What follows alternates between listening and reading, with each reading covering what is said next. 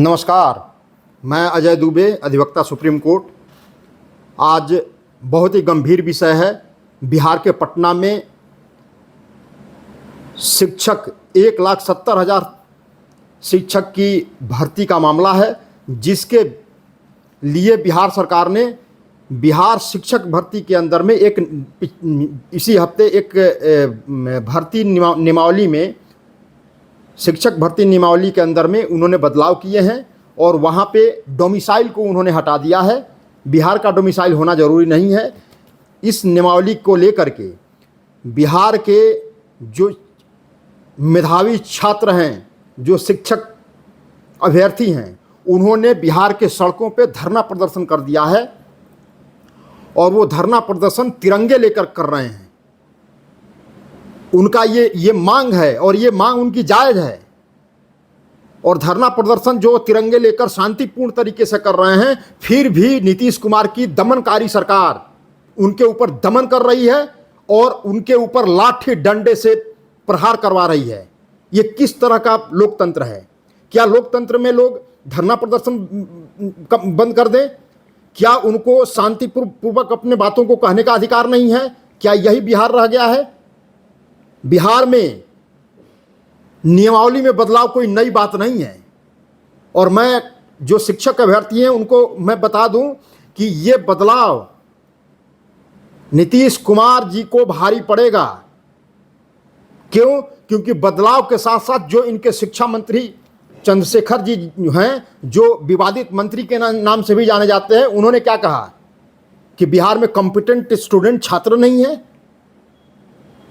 क्या बिहार के नौजवानों की मजाक उड़ा रहे हैं आप? बिहार में सरकार आपने इसीलिए बनाई है।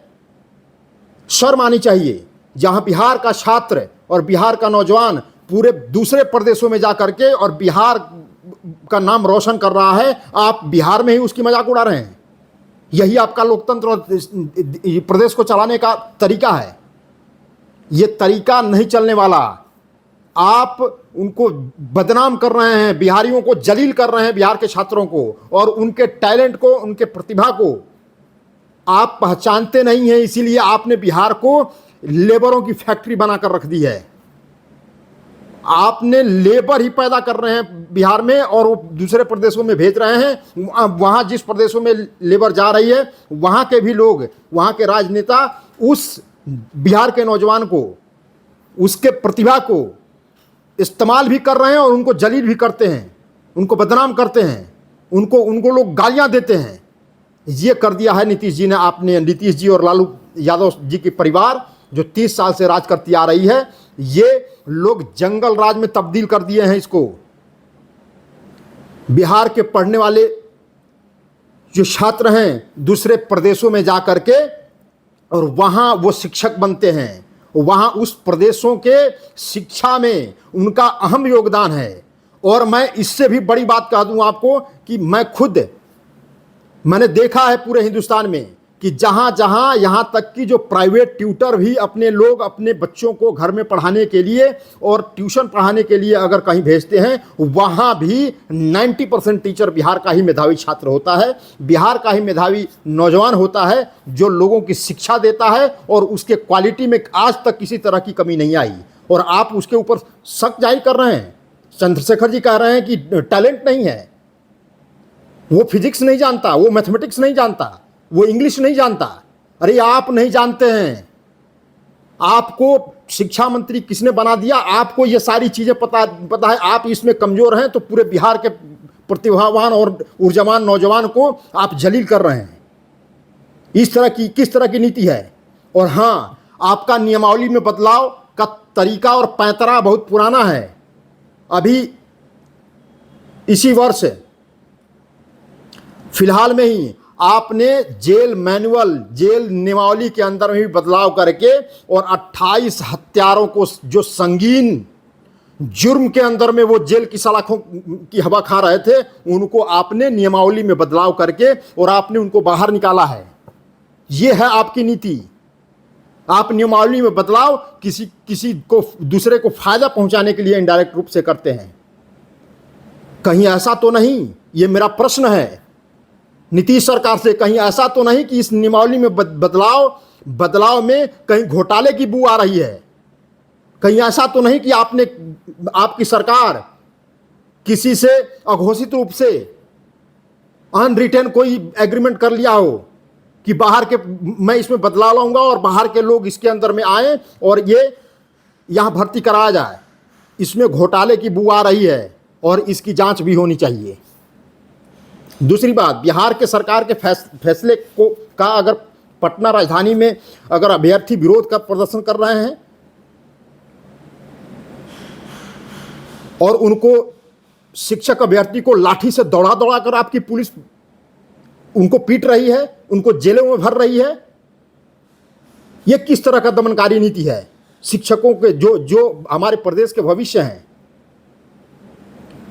और जहां तक शिक्षक की बात रही, जहां तक पढ़ने की बात रही, बिहार में बहुत प्रतिभा है, लोग वहां के बहुत टैलेंटेड हैं। आपको शक हो सकता है, बिहार के लोगों को और बिहार के नौजवानों को अपने ऊपर गर्व है और वो गर्व से सीना ऊंचा करके बाहर के प्रदेशों को अपना सेवा देते हैं। क्या मैं ये पूछना चाहता हूं नीतीश जी की सरकार से और ये विवादित मंत्री से कि क्या पूरे देश के अंदर में जितने आईएएस और आईपीएस और यूपीएससी में जो लड़के आते हैं उसमें सबसे ज्यादा अगर उसके अंदर में आईएएस और पीसीएस निकालने वाले हमारे छात्र हैं तो बिहार का नौजवान है, बिहार के छात्र हैं, प्रतिभावान छात्र हैं, ऊर्जावान छात्र हैं। शर्म आनी चाहिए आपको इस तरह की बातें करते हुए। ये बातें लोकतंत्र में शोभा नहीं देती।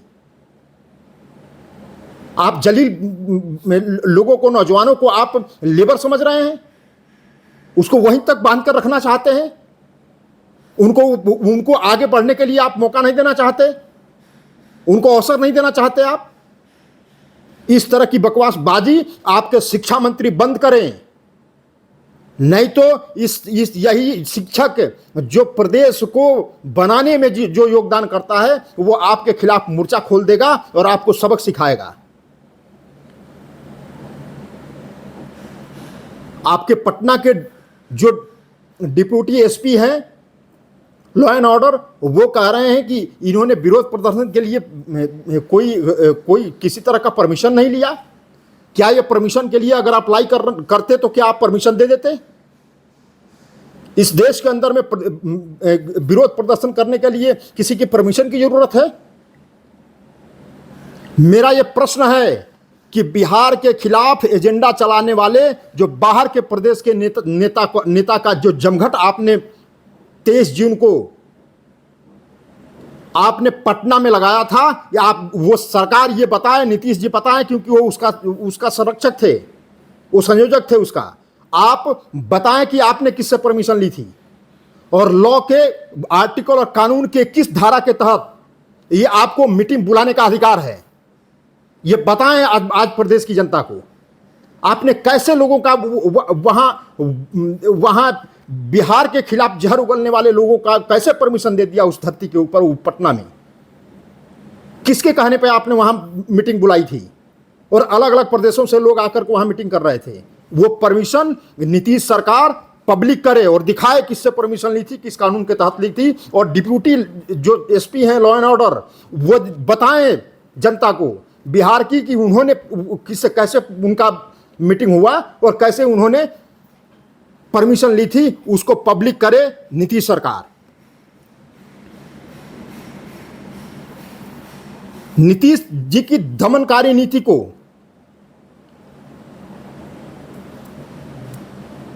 यह दर्शाती है कि शिक्षक अभ्यर्थी पर जो लाठीचार्ज किया गया है, उनको गिरफ्तार भी किया गया है, वो क्या अपराधी हैं? उन्होंने क्या अपराध किया है? क्या लोकतंत्र के अधीन उन्होंने विरोध प्रदर्शन नहीं किया? कहीं तोड़फोड़ करी, कहीं पत्थरबाजी हुई? बताएं नीतीश सरकार, इनको जवाब देना होगा। और बिहार के जो शिक्षक अभ्यर्थी हैं, उनका कहना है कि उन्होंने सीटेट पास किया है, उन्होंने बीटेट पास किया है, वो कोई अपराधी नहीं है। जितने लोग धरना प्रदर्शन कर रहे हैं, इन सब एग्जामिनेशन को, इन सब परीक्षाओं को पास करके, फेस करके और तब वो प्रदर्शन कर रहे हैं, वो इनका अधिकार है। और उनका एक मौलिक अधिकार है कि उसके खिलाफ, जो उनके खिलाफ कोई नीति बनाई जाए उसका विरोध करें। आप उनकी आवाजों को दबा नहीं सकते। लोकतंत्र में आवाजें नहीं दबाई जाती। और आपके जो शिक्षा मंत्री हैं वो अनाप शनाप बयान दे रहे हैं और ये प्रदेश बर्दाश्त कर ले आपकी बातों को। इसमें जो विवादित मंत्री शिक्षा मंत्री हैं उनका इस्तीफा देना चाहिए, इस्तीफा दें। इस तरह की बातें कहने की उनको हिम्मत कैसे हुई? वो इस्तीफा दें। प्रदेश का नौजवान उनसे इस्तीफा मांग रहा है और उसके साथ साथ नीतीश कुमार जी भी इस्तीफा दें, क्योंकि उनके सह पे और उनके कहने पे ही उन्होंने स्टेटमेंट दिया होगा, क्योंकि वो कैबिनेट के मुखिया हैं और मुखिया के नाते उनकी ये जिम्मेदारी बनती है, नैतिक जिम्मेदारी है कि वो इसके ऊपर बयान दें, इसकी क्लैरिफिकेशन करें, या नहीं तो वो खुद इस्तीफा दें और अपने मंत्री का इस्तीफा लें।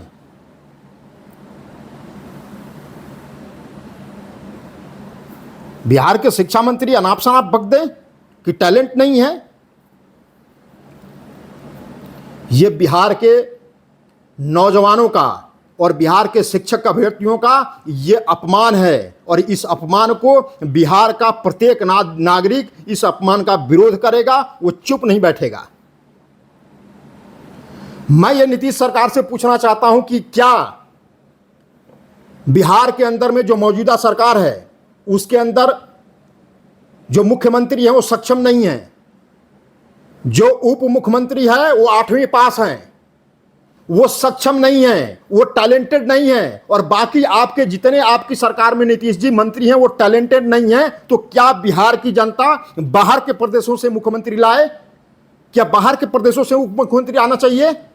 क्या बाहर के प्रदेशों से मंत्री आने चाहिए? ये किस तरह का तर्क है? आप नियमावली में संशोधन कर रहे, जो लोकतंत्र में जो जायज है वो होना चाहिए, लेकिन इस तरह की बेतुकी बयान नौजवानों को जलील करने के लिए कि टैलेंट नहीं है। तो क्या नीतीश जी आपके अंदर टैलेंट है? नहीं है।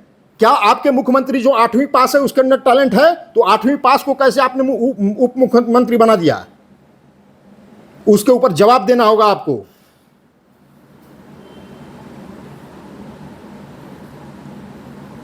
कि उप मुख्यमंत्री जो इनकम्पिटेंट है, ये सरकार इनकम्पिटेंट है, तो बिहार की जनता क्या दूसरे प्रदेशों से उप मुख्यमंत्री लाए?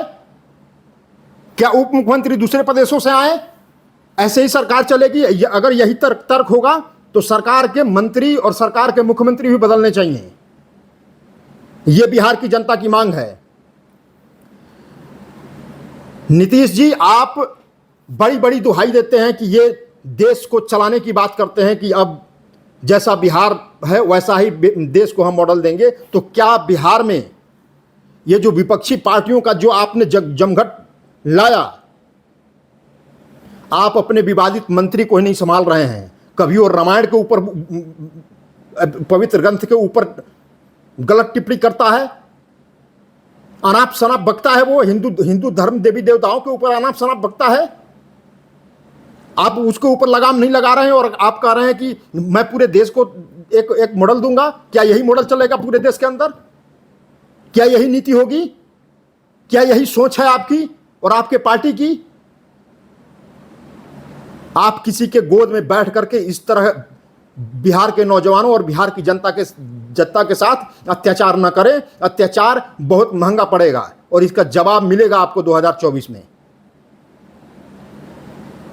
आए दिन नीतीश जी, आप ध्यान कान खोलकर सुन लीजिए। आए दिन वहां चोरी, हत्या, डकैती, लूट, घोटाला और जंगल राज का तांडव दिनों दिन बढ़ता जा रहा है और वो जंगल राज चल रहा है बिहार के अंदर में। आप उसके ऊपर अंकुश नहीं लगा रहे हैं और आप अभ्यर्थियों के ऊपर लाठीचार्ज करवा रहे हैं। आप बिहार नहीं संभाल पा रहे हैं, देश संभालने की बात करते हैं। आइए मैं दूसरी चीजें आपको बता दूं। इससे क्या नीतीश कुमार जी से बिहार की जनता ये पूछ रही है कि रामनवमी के शोभा यात्रा में जो बिहार शरीफ और सासाराम के अंदर में जो दंगा हुआ, उन दंगाइयों के ऊपर नीतीश सरकार ने क्या किया? क्या स्थिति है उनकी? उन दंगाइयों के ऊपर क्या कार्रवाई हुई? कितने दंगाई जेल के अंदर गए? कितने दंगाइयों को पकड़ा गया और बिहार की जनता ये मांग कर रही है कि जो बिहार सरकार जांच के लिए जो आदेश दिए हैं और क्या जो अफसर उस जांच के ऊपर जो काम कर रहे हैं, क्या वो अफसर टैलेंटेड हैं, क्या वो सक्षम हैं कि वो दंगाइयों के ऊपर निष्पक्ष रूप से अपनी जांच दे सकें। अगर वो आपके मंत्री के हिसाब से वहां के लोग सक्षम नहीं हैं, तो मेरी एक सुझाव है और मेरी ये मांग है बिहार के नीतीश सरकार से कि आप एनआईए से उसकी जांच कराएं, तभी वो टैलेंटेड हैं और वो जांच करेंगे, दूध का दूध पानी का पानी होगा, दंगाई पकड़े जाएंगे। जिस तरीके से पश्चिम बंगाल में एनआईए से दंगों की, हुगली में जो हुए दंगों की जांच हो रही है, उसी तरह बिहार में बिहार शरीफ और सासाराम में हुए रामनवमी के जुलूस पर जो दंगा हुआ है, उसकी जांच जो नीतीश सरकार है वो एनआईए से कराए। एनआईए जो सेंट्रल गवर्नमेंट की एजेंसी है उससे कराए, दूध का दूध पानी का पानी हो जाएगा। और ये मेरी मांग है, आप इसको जरूर इसके ऊपर ध्यान दें और इसके ऊपर आदेश दें, इससे रिक्वेस्ट करें कि एनआईए से जांच हो। ये मेरी मांग है।